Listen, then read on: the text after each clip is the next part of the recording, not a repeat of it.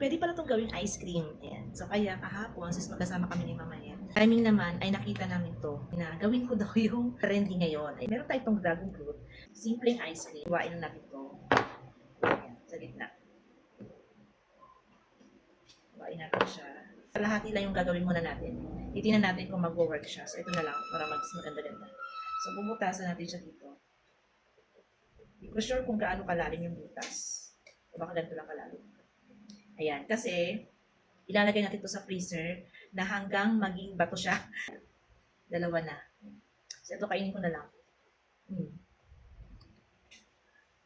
Ayan.